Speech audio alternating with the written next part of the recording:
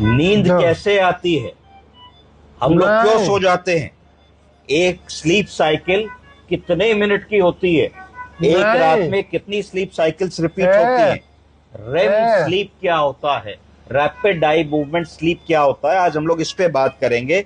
Sleep को understand करने की कोशिश करेंगे। स्लीप के 5 फेजेस होते हैं।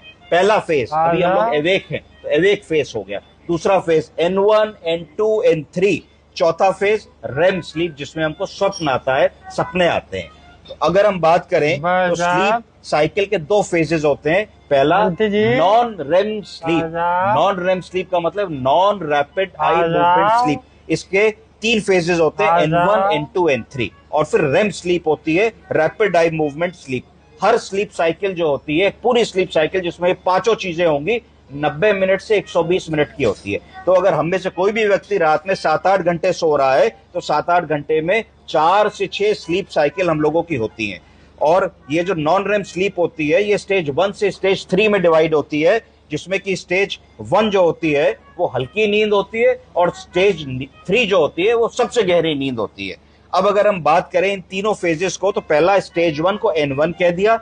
N1 a brief light phase when you transit from awakefulness to sleep. N1 sleep का मतलब है जब हम बिस्तर पे लेटे तो हल्की हल्की नींद आनी शुरू हुई, हम अवेक थे, मोबाइल देख रहे थे, हल्की सी निंद्रा आई, तो उसको नॉन रेम N1 स्लीप कह देंगे। फिर नॉन रेम N2 स्लीप क्या होता है, स्टेज 2 स्लीप, जिसमें लाइट स्लीप की स्टेज है, जिसमें हम नींद में जाने लगते हैं, जिसमें हमारा पल्स डाउन हो जाता है, रेस्पिरेटरी रेट 1 मिनट में कै बार सांस ले रहे हैं वो कुछ कम हो जाता है, हमारा बॉडी टेम्परेचर थोड़ा सा कम हो जाता है और हमें कंफर्टेबल जोन में चले जाते हैं। तो ये non RAM stage 2 N2 sleep होती है। उसके बाद स्टेज 3 स्लीप आती है, जिसको N3 स्लीप कहा जाता है। इसमें क्या होता है, डीप स्लीप होती है। इस डीप स्लीप में क्या होता है, बॉडी अपने आप को रिपेयर करने की कोशिश करती है। और इस स्लीप में से अगर आपको किसी को जगाना है तो मुश्किल होगी, आपको भैया उठो, राजा भैया उठो, उठ जाओ उठ जाओ, तो आदमी थोड़ी मुश्किल में उठेगा, वो बिल्कुल छू लेने से कह देने पे नहीं होगा, वो डीप स्लीप होती है।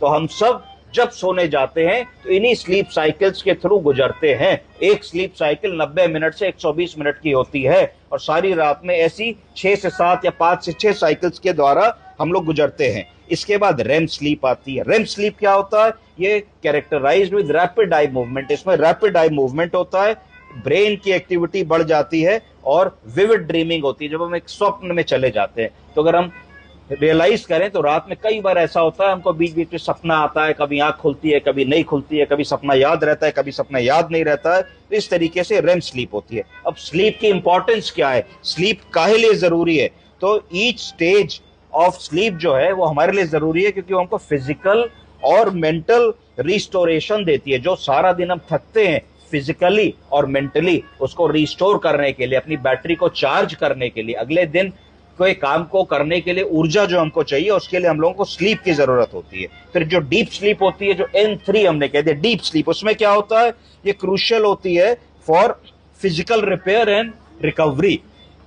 तो जो टिश्यू डैमेज दिन भर में होता है हमारा, वो जब हम N3 स्लीप में होते हैं तो वो रिपेयर होता है और रिकवरी उस चीज की होती है। रेम स्लीप क्यों इंपॉर्टेंट होती है, उससे लर्निंग की मेमोरी इंप्रूव होती है, मेमोरी इंप्रूव होता है, मूड इंप्रूव होता है और मूड के रेगुलेशंस जो है वो इंप्रूव होते हैं। तो ये रेम स्लीप होती है।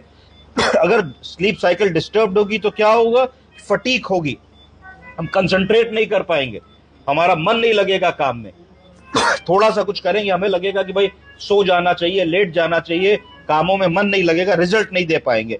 तो किन चीजों से स्लीप बिगड़ती है, ज्यादा कैफीन पीने से, ज्यादा कॉफी पीने से, ऐसी चीजों को खाने में जिनमें कैफीन की मात्रा ज्यादा, तनाव बहुत लेने में, बहुत ज्यादा मोबाइल करने में, अधिक मात्रा में ड्रग्स, एल्कोहल, टोबैको का कंजम्पशन करने में, इन चीजों को करने से स्लीप हमारी बिगड़ती है। इसको अवॉइड करना चाहिए, समझे आप।